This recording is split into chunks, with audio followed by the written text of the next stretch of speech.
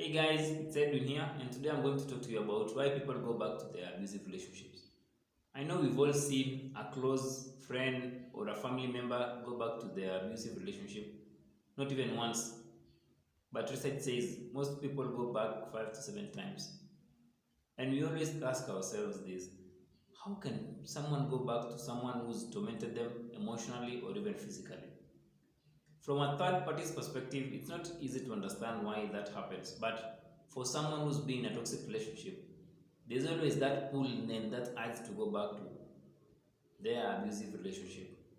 And in this video, we're going to explore some of the factors that make someone go back to their abusive relationship.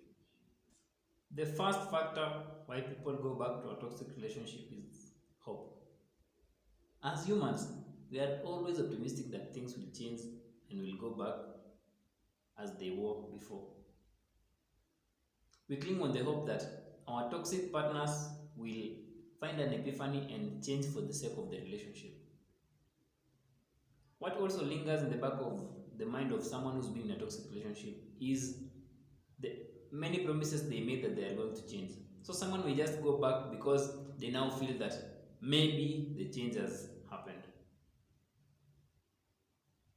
Also, toxic people are so manipulative and cunning, and they may even go an extra mile of convincing someone that they've started therapy or self help so that they can win them back. I'm not saying that there's a problem with therapy or self help, but those are just some of the alibis someone can use so that they can lure you back in. It's so instinctive of us to hope for the best, but as I said in a previous video, change only happens when someone is accountable for their actions and show the willingness to change. On top of that, toxic people will show their caring part when they feel that they've lost control over you or you're moving on. So it's always good to watch out for that.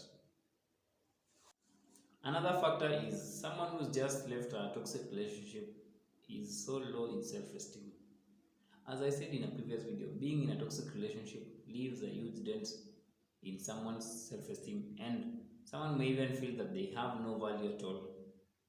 With these feelings of worthlessness, someone will feel that they are so damaged and they are not near good enough, and they'll never find any better love out there. So the only option which remains is to go back to their toxic relationships.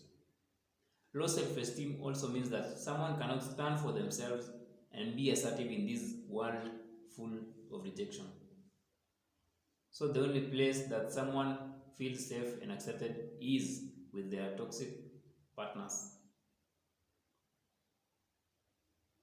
Another factor is familiarity. Better the devil you know than the angel you don't. We know their abusive ways, and this brings about an element of safety in the chaos and the drama of the relationship. And someone will shy away from exploring the unknown world out there.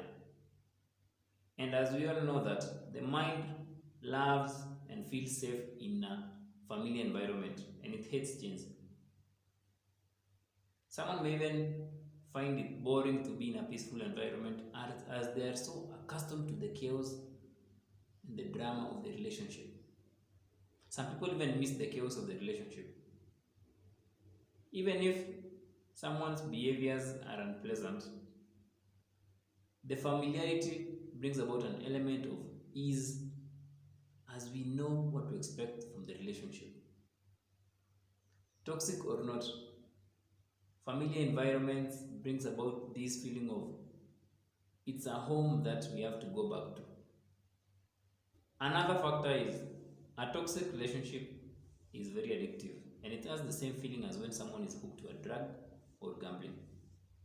Toxic relationships are characterized by brief spells of love and affection and long stretches of abuse. These highs and lows will get someone hooked. Let me explain this using the gambler in a slot machine analogy. You see, a gambler rarely wins, but they get brief dopamine peaks when they get that irregular win. As a result, the gambler will keep gambling and gambling without seeing their losses as they anticipate that exciting experience of winning that irregular jackpot. This also applies to a toxic relationship. as someone never knows when those periods of love and affection will come through. So someone will always anticipate those periods of love and affection. And this anticipation is so addictive and exciting as well. So someone will want to go back to a toxic relationship because they want to experience that exciting feeling of waiting for the high, and they want also to taste that high. Another factor is lack of proper and adequate support in their healing journey. Most people who've been in toxic relationships have been so isolated that they lack that companion they can trust, share with, confide in, keep them accountable, or even ask for help. They may even experience constant criticism and judgment from those around them as they do not understand what they are going through. In some extreme cases, some of their loved ones may even be enablers of the abuse, and they may be siding with their toxic exes. They may also lack enough resources to seek proper professional guidance that can help them process their emotions and help them through their healing journey.